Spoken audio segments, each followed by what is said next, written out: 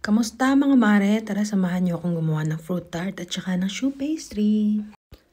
Mga mare, hindi ko na-videohan lahat kasi sa school namin to ginawa pero ilalagay ko sa description box yung lahat ng ingredients at kung paano yung procedure. Yan ay egg yolk, sugar at saka cornstarch. Imimix ko lang yan hanggang wala na akong makitang cornstarch na powder. Tapos, sa isang pot, nagpakulo ako ng milk na hindi ko na rin na-videohan. Tapos, kapag kumukulo na siya, inilagay ko yung half ng milk doon sa ating mixture ng egg, cornstarch at sugar. Tapos, minix ko lang siya hanggang wala ng lumps na makita. Tapos, isinalang ko ulit siya sa pot hanggang maging ganun yung itsura niya. Tapos, dumako naman tayo dito sa paggawa ng sweet pastry. Ito, mamaya, bibigyan ko rin ng description dun sa ating description box para mas madali nyong maintindihan kasi nga kulang yung nailagay kong sa video.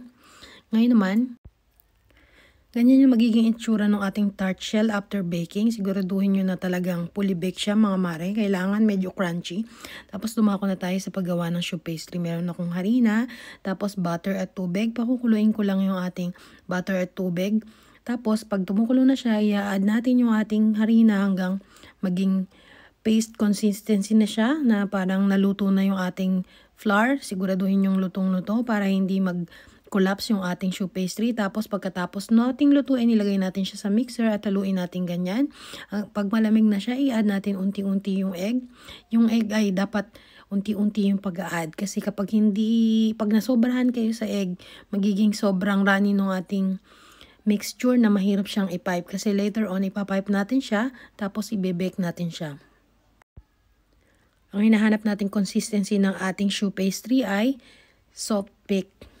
Pag nakita nyo na soft peak na yung ating mixture, stop na tayo ng pag-add ng egg. Tapos lagay natin siya sa piping bag. Kahit anong piping tip ang ating gamitin, okay lang. Pwede yung plain, pwede rin yung ganyan na parang maraming ngipin. Tapos i-pipe nyo lang sa shape na gusto nyo.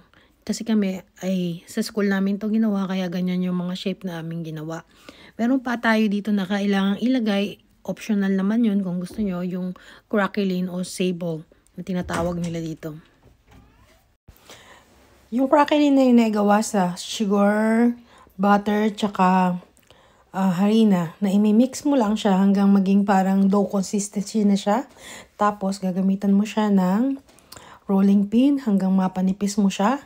Tapos hahanap ka na lang ng yung alam mo yung circle cutter na cookie cutter na pangkat para maging bilog. Ayan, kagaya ng ginagawa niya. Maging bilog or haba.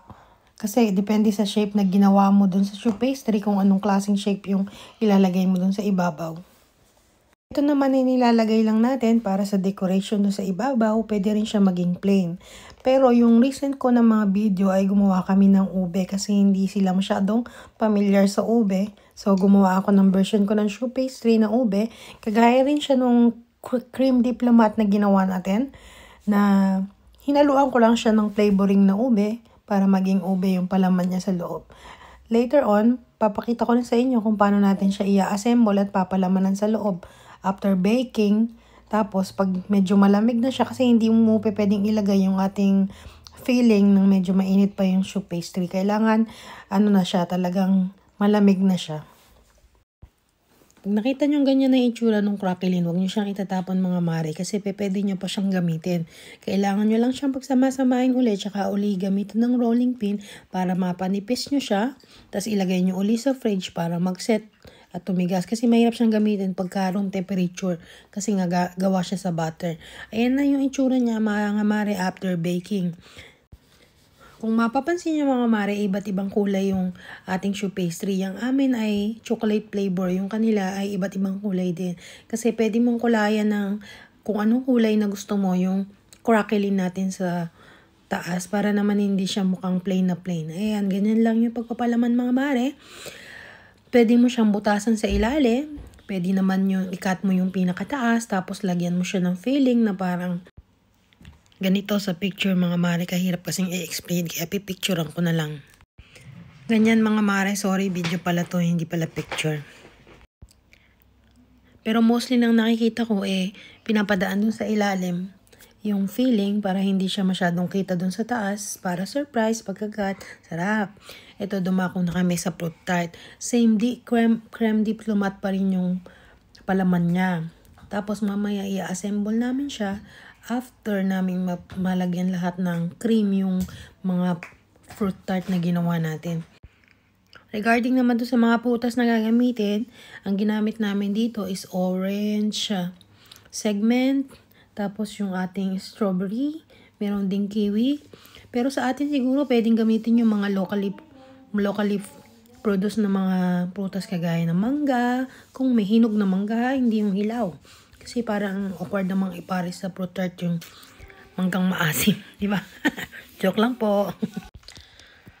Gumawa din yung chef namin ng white chocolate garnish na pwede mo rin gamitan ng cookie cutter after na mag-set na yung chocolate. Kaya lang nang ginawa niya na yan, kinat niya lang ng cookie cutter yung mga chocolate into circles. Tapos mamaya pwede niya nang gamitin na garnish. Sa lahat po nang nagtatanong kung saan bansa po ito, dito po ito sa Australia. Nag-aral po ako ng pastry kasi parang ang sarap-sarap niyang matutunan. Yung bang makagawa ka ng dessert na magaganda at masasarap. Di po pa parang self-fulfilling siya.